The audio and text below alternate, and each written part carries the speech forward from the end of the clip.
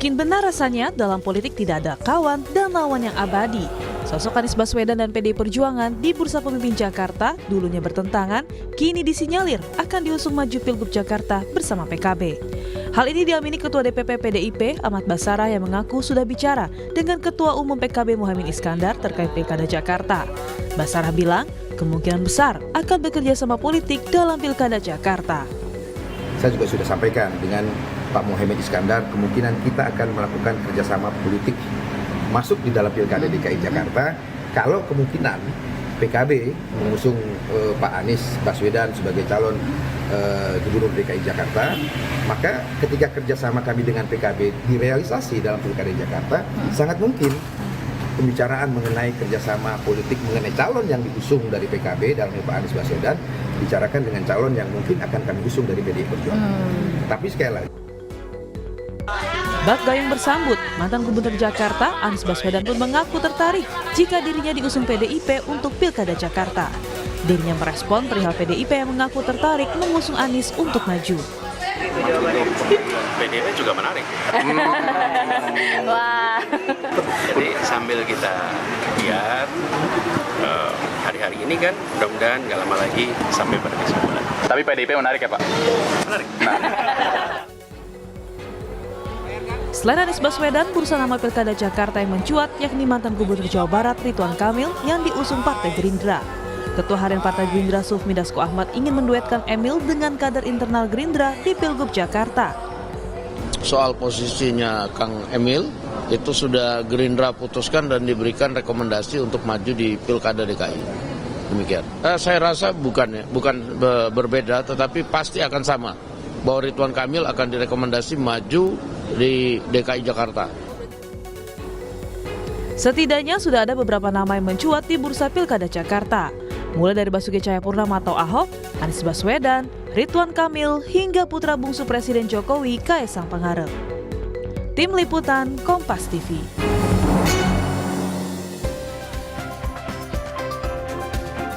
Wacana PDI Perjuangan dan Partai Kebangkitan Bangsa PKB usung Anies Baswedan di Pilkada Jakarta semakin mencuat. Komunikasi pun mulai gencar dilakukan antara PDIP dengan PKB. Lalu apa sebenarnya alasan kedua partai ini mengusung Anies Baswedan? Apakah pertimbangan peta elektoral suara Anies yang dinilai masih unggul di Jakarta?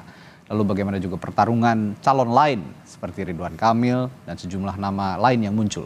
Kami akan bahas bersama sejumlah narasumber yang hadir melalui sambungan virtual. Ada politisi PDI Perjuangan Ciko Hakim dan Direktur Eksekutif The Political Literacy Gun Gun Herianto. Selamat pagi Bapak. Selamat pagi. Bang Ciko, selamat pagi. Assalamualaikum. Waalaikumsalam warahmatullahi wabarakatuh. Ini saya ke Bung Ciko lagi nih, tanya soal saat ini sepertinya berbeda dengan pada saat Pilpres lalu. Kalau kemarin jadi rival gitu, sekarang udah mulai lirik-lirik nih ke Mas Anies Baswedan sesuai dengan pernyataannya Bung Ahmad Basarah. Ada apa sebenarnya nih Bung Ciko?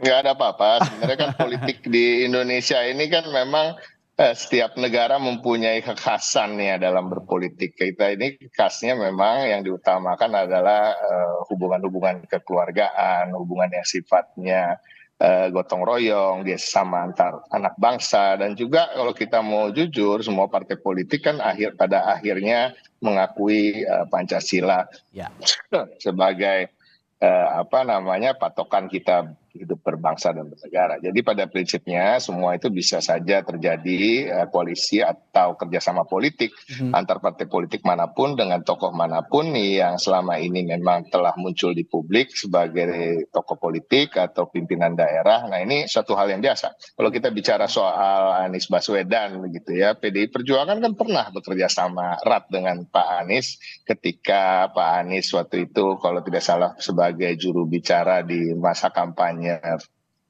Jokowi di masuki periode yang pertama. Nah, jadi bukan hal yang baru gitu. Nah, terkait dengan di DKI Jakarta, memang betul beberapa senior kami, khususnya Pak Ahmad Basarah sudah melakukan pembicaraan secara informal dengan Gus Imin dan membicarakan kemungkinan kerjasama, dan salah satunya adalah kerjasama politik untuk mengusung apabila PKB serius mengusung Anies Baswedan. Namun di PDI Perjuangan tentu kami berharap di dalam kombinasi calon gubernur dan calon wakil gubernur yang akan kami usung di Pilkada DKI Jakarta ini, kami menginginkan ada kader kami di situ, dan itu suatu hal yang wajar-wajar saja, cukup pantas karena memang PDI Perjuangan memperoleh suara kedua tertinggi di DKI Jakarta, dan selama ini memang eksistensi PDI Perjuangan di Jakarta ini cukup kuat, dan ini selain itu juga kader-kader yang kami sebutkan sebelumnya itu memang adalah sosok-sosok yang mumpuni dan mempunyai tingkat keterkenalan yang cukup baik di Jakarta, seperti Bu Risma, Pak Ahok, kemungkinan juga ada Pak Jarod, ada juga Mas Andika Perkasa dan lain-lain. Nah, prinsipnya yang kami ingin utamakan adalah bagaimana sosok-sosok yang akan kami usung ini bisa menjawab tantangan-tantangan ke depan. Karena DKI Jakarta akan menjadi DKJ, daerah khusus Jakarta, dan masalah aglomerasi, masalah penganggaran yang baru, masalah prioritasnya sebagai daerah khusus ibu kota sudah tidak ada lagi, dan ini juga menjadi tantangan baru bagi pemimpin yang ke depan. Artinya pemimpin-pemimpin yang kita cari adalah yang betul-betul berpengalaman dan mempunyai rekam jejak, mempunyai well equipped atau siap betul untuk menghadapi tantangan seperti itu. Artinya pengalaman administratif, birokrasi, dan lain-lain itu harus mereka miliki. Jadi tidak salah kalau Pak Anies Baswedan masuk dalam kategori itu, karena beliau pernah memimpin DKI Jakarta, pernah jadi menteri, ya kan. Tapi juga nama-nama di internal kader kami juga sangat pantas, seperti Pak Ahok yang tentunya pernah menjabat sebagai gubernur, pernah jadi anggota DPR dan lain-lain. Jadi ini masih dalam pencermatan di internal kami. Pencermatan itu meliputi menyoroti hasil-hasil survei, melakukan simulasi-simulasi, bisa bila calon ini dipasangkan dengan ini, bila calon ini dibalik, mana yang cagup, mana yang cawagup, dan lain-lain. Nah, ini masih dalam proses itu, dan seperti juga di seluruh daerah yang akan menggelar pilkada. Belum ada sampai hari ini yang mendapatkan surat rekomendasi. Kalau surat tugas sudah ada, tapi kita memang betul-betul berhati-hati karena ini menyangkut dengan kemajuan suatu daerah, dan juga yang tidak kalah penting adalah kemungkinan untuk menang. Oke, saya sekarang tanyakan dari perspektif outsider nih, Kang Gun.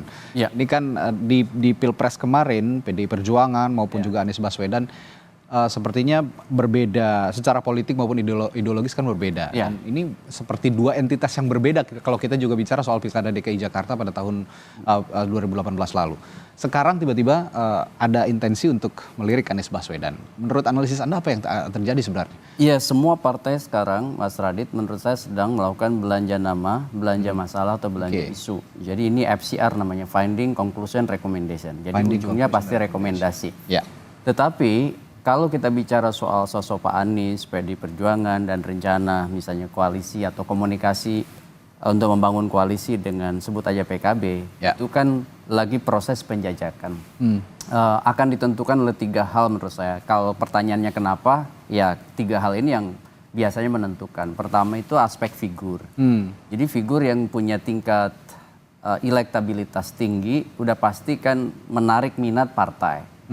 Dan Pak Anies ada satu di antara brand yang pernah bertarung dan kemungkinan bisa bertarung. Dalam konteks political marketing, dia masih punya marketplace yang bagus di DKI. Kemudian yang kedua dari sisi momentum. Momentum sekarang tentu 2024 maksud saya agak berbeda dengan momentum Pilkada DKI 2017. 2017 kan dulu PDI Perjuangan sudah jelas punya positioning. Pak Ahok begitu ya. Dan tentu dinamika 2017, 2012 sebelumnya ya, kemudian 2024 itu berbeda sehingga momentum ini ada namanya kebutuhan strategis untuk memajukan siapa, ya kan? Dan konteks lingkungan politik yang berubah itu juga pasti akan jadi pertimbangan. Maksud saya PDI Perjuangan 2017 tentu menjadi bagian dari the ruling party dan di 2024 berpotensi menjadi kekuatan penyeimbang di luar kekuasaan. Ini ongoing prosesnya kira-kira begitu. Nah, kemudian yang ketiga adalah faktor kompetitor. Oke. Karena biasanya aksi reaksi siapa kompetitor yang berpotensi untuk maju di gelanggang pertarungan. Apakah misalnya Ridwan Kamil ataukah ada misalnya sosok lain yang ada semacam politik asosiatif dengan orang yang berkuasa saat ini. Oke. Ya kan? Ini yang disebutkan kekuatan rujukan atau reference power. Sebut aja misalnya Kaisang dengan Pak Jokowi begitu ya. Nah, ini kan semua akan dihitung oleh partai. Ya. Bacaan-bacaan itu muncullah indikator-indikator untuk menentukan siapa. Oke. Dari 3 faktor tadi, sosok, momentum, kaitannya dengan kebutuhan strategis, lalu juga kompetitor gitu ya. Ya.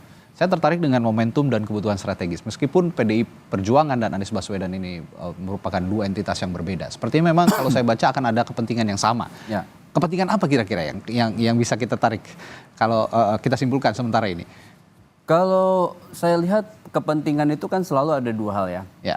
Pertama kepentingan idealis. Oke. Yang tadi Mas Ciko udah sebut tuh, Ya. itu narasi-narasi idealis. Idealis, ya. Yang kedua adalah kepentingan realistis ya dalam konteks bacaan kebutuhan partai hari ini. Contoh misalnya, apakah PDI Perjuangan dengan sekian stok yang tadi disebut nama Ya. oleh Bung Ciko itu punya yang disebut dengan positioning yang kuat dalam konteks misalnya market elektoral PDI Perjuangan hari ini gitu ya, di Jakarta. Oke. Tentu kita tidak bisa menafikan PDI Perjuangan di Jakarta itu kan memperoleh suara sangat signifikan di bawah PKS kan. Betul. PKS itu seingat saya 16-an sekian persen, PDI Perjuangan itu 14, sekian persen. Jadi kalau berpenjajakan koalisi dengan PKB kurang lebih kan dapat 7%-an sekian. Ya, itu tentu akan menjadi satu line up yang potensial di DKI gitu ya. Kalau kemudian ada komposisi orang yang bisa didorong oleh PDI Perjuangan dalam konteks pertarungan besok November. Cuman masalahnya kalau ditanya kepentingan apa, ya tentu selalu bicara soal selain tentu aspek yang idealis tadi adalah benefit ya kan, keuntungan. Keuntungan yang saya maksud adalah keuntungan dalam kekuasaan. Oke. Ya kan ini kan tidak hanya bicara DKI juga, tetapi juga setelah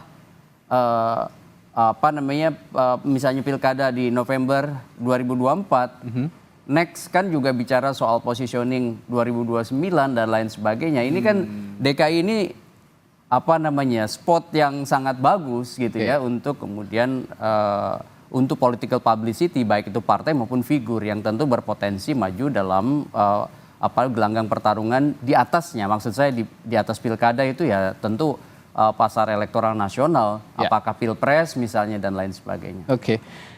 Bung Ciko, kalau kata Kang Gun tadi ada kepentingan idealis dan juga kepentingan realistis gitu ya. Kalau melihat kepentingan realistis ini saya menjadi tertarik karena memang sepertinya PDI Perjuangan ingin juga punya daya tawar yang tinggi di DKI Jakarta dalam konteks Pilkada Jakarta. Saya sebut saja tadi yang Anda sudah sebut juga ada tokoh-tokoh lain sebenarnya PDIP kan ada Ahok, ada Tri Risma hari ini, bahkan ada Prasetyo Edi Marsudi. Apa yang ini ingin Anda gabungkan atau PDI Perjuangan gabungkan antara kepentingan realistis dan juga kepentingan strategis? Sebenarnya yang disampaikan oleh Mas Gun-Gun itu tidak salah, tapi kalau boleh saya katakan itu juga termasuk kepentingan idealis. Artinya secara ideal kalau PDI Perjuangan menang di banyak daerah akan lebih baik buat bangsa dan negara ini. Oke. Kira-kira gitu. Oke, jadi memang konteksnya pilkada secara nasional nih ya. Nasional ya, termasuk di DKI Jakarta. Tapi ini intermezzo aja. Jadi pada prinsipnya tentu yang nomor satu memang kembali lagi ya kita harus jujur, memang ada kepentingan yang sifatnya idealisme, berpijak pada idealisme, ada juga yang berpijak pada realita, ya kan. Tetapi juga pada intinya kalau dalam politik itu semuanya berkaitan. Pada akhirnya apa-apa yang kami ingin perjuangkan tentunya harus bisa terwujud dan akan hanya bisa terwujud apabila ada kemenangan, kan itu aja.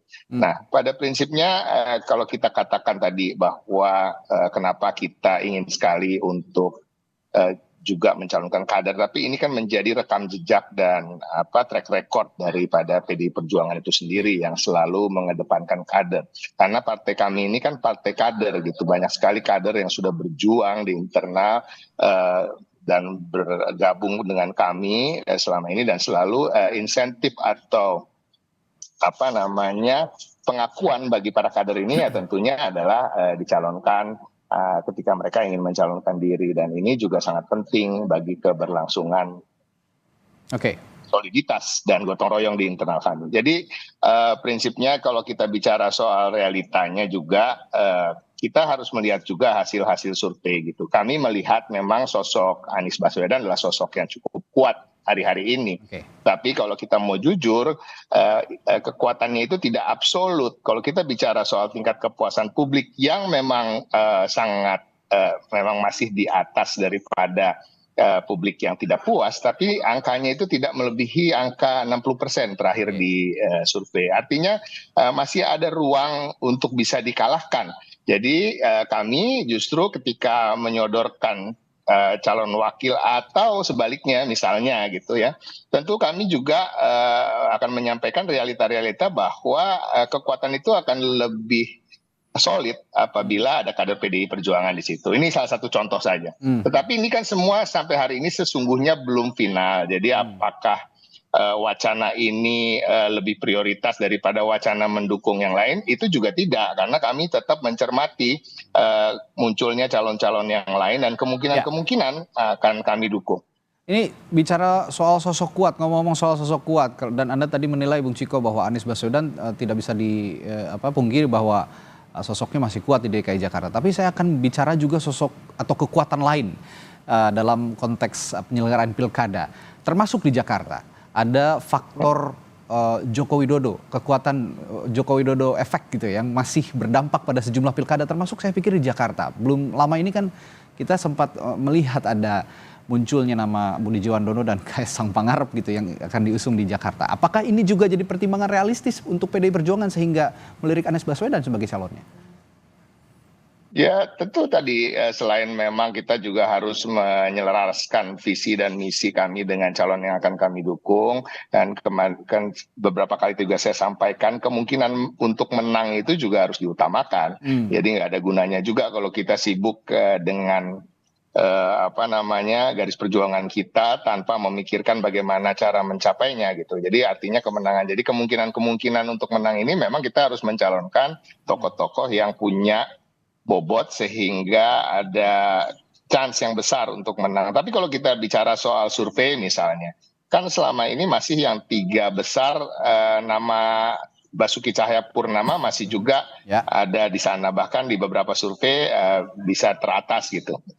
Jadi artinya kita tidak terlalu memikirkan lah siapa yang akan kita lawan sesungguhnya, tetapi kita memikirkan untuk kita menang. Kalau kita bicara faktor Joko Widodo tentu selalu ada, semua orang kan punya pengikutnya, semua orang punya kekuatan politik gitu. Tetapi di pilkada ini tentunya ini masih dalam proses terkait dengan pencalonan, yang utama adalah kerjasama antar partai politik, itu aja dulu. Jadi kita melihat masalah-masalah lain dari belakangan aja. Fokusnya Kerjasama partai politik menguatkan internal fondasi untuk mengusung pasangan calonnya begitu ya untuk PDI Perjuangan. Tapi saya tetap akan tanyakan ini ke Kang Gun.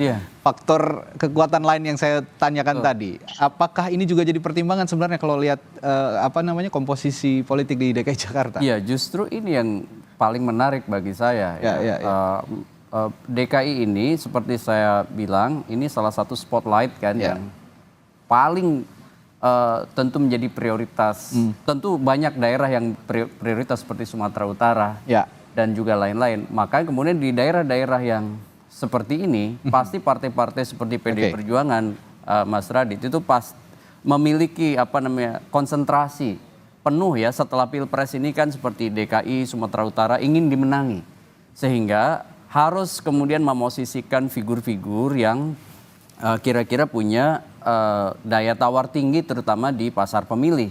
Nah, Anies Baswedan misalnya salah satu di antara sosok-sosok yang kemudian tingkat keterpilihannya masih tinggi di Jakarta.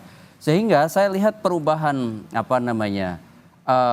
sebut aja orientasi Ya. Dan tentu kedepannya adalah koorientasi dari PDI Perjuangan terkait dengan siapa namanya Pak Anies Baswedan. Ini menarik. Jangan-jangan salah satu pertimbangan, ya tentu ini analisis yang basisnya juga data faktual. Ada kebutuhan strategis PDI Perjuangan untuk juga memastikan positioning misalnya di 5 tahun ke depan sebagai, sebut aja kalau kita lihat posisinya hari ini kan berpotensi untuk menjadi di luar kekuasaan. Dia kemudian juga harus menguasai apa namanya wilayah-wilayah strategis untuk kemudian juga menjadi bagian penting gitu ya dari proses bersiapnya PDI Perjuangan sebagai kekuatan penyimbang 2024-2029. Salah satu yang biasanya kemudian akan menjadi panggung tentu adalah daerah-daerah strategis. Gitu. Salah satu kemudian yang kita baca dari daerah strategis itu adalah daerah Jakarta. Ya, kita nggak bisa menutup mata, di sini adalah pusat perhatian publik. Gitu. Meskipun dikatakan juga masih ada daerah lain juga potensial seperti Jawa Barat, Jawa Tengah, Jawa Timur. Betul. Tapi Jakarta tetap yang jadi saya sebut daerah-daerah yang kemungkinan besar konsentrasi penuh, meskipun ya tentu semua ingin dimenangi, tetapi kan wilayah-wilayah prioritas seperti misalnya Jawa Barat, PDI Perjuangan, Sumatera Utara, Jawa Barat, Jakarta, kemudian Sumatera Utara dan lain-lain itu tentu akan menjadi satu prioritas utama gitu maksud saya. Nah, ngomong-ngomong soal kekuatan politik di Jakarta, kami juga akan tampilkan ini komposisi kursi di DPRD DKI Jakarta atau DPRD Jakarta, nanti namanya tidak DKI lagi ya, tapi DKJ, Daerah Khusus Jakarta 2024-2029. Ini berdasarkan pemilu legislatif Jakarta kemarin, PKS meraih 18 kursi, lalu PDI Perjuangan 15 kursi, Gerindra 14 kursi, Nasdem 10 kursi, Nasdem 11 kursi, Golkar 10 kursi, PKB 10 kursi juga, PAN juga demikian 10 kursi, ditambah lagi dengan PSI, Partai Solidaritas Indonesia 8 kursi, Partai Demokrat 8 kursi, Perindo 1 kursi, dan Partai Persatuan Pembangunan 1 kursi. Nah, kalau melihat tekad dari Koalisi Indonesia Maju, Kang Gun, yang punya tekad juga akan menyatukan koalisi ini di pilkada, sejumlah pilkada termasuk di Jakarta. Melihat komposisi kursi ini juga menjadi lagi-lagi menjadi faktor realistisnya PDI Perjuangan untuk mendekati Anies Baswedan. Iya persis. Ya ini akan juga, makanya saya bilang tadi satu di antara 3 faktor kan yang kita elaborasi di awal, kompetitor. Dan kompetitor yang misalnya sebut aja didorong Gerindra siapa? Ya kan? Apakah misalnya Ridwan Kamil karena koalisi Gerindra Partai Golkar? Betul. Ya kan? Atau misalnya memasukkan nama Kaisang dalam komposisi gitu ya. Ini kan tentu akan jadi bahan pertimbangan. Makanya dari awal saya lihat pertimbangan memasukkan nama Pak Anies Baswedan menjadi opsi bagi PDI Perjuangan untuk kemudian positioning lebih awal dalam perbincangan. Ini namanya baru komunikasi politik kan. Tetapi kemudian kan itu akan jadi aksi reaksi stimulus respons bahwa wacana ini sudah dibuka oleh PDI Perjuangan dan kemudian mencoba juga untuk memberi stimulan pada PKB begitu ya. Dan ingat PKB dengan Anies Baswedan kemarin di Pilpres punya pengalaman politik yang itu kemudian melampaui yang disebut dengan psychological barrier ya atau hambatan-hambatan psikologis seperti di momentum-momentum sebelumnya gitu. Hambatan-hambatan psikologis seperti di momentum sebelumnya. Nah, kalau bicara kekuatan parlemen di Jakarta nanti, saya juga akan tanyakan ke Bung Ciko nih nanti nih. Ada PDI Perjuangan dan PKS yang mungkin nanti juga akan kalau memang jadi jadi bergabung, karena PKS juga saya melihat arahnya ke Anies Baswedan gitu ya, Kang Gun ya. Nah ini bersama PKB juga ditambah PKB nanti kekuatannya cukup signifikan di Jakarta. Nah apakah pertanyaan yang sama, apakah ini juga jadi pertimbangan bahwa kekuatan besar ini juga untuk menandingi Koalisi Indonesia Maju yang punya komitmen menyatukan koalisi di level pilkada? Saya akan tanyakan ini ke Bung Ciko setelah jeda di Sapa Indonesia Pagi. Tetaplah bersama kami.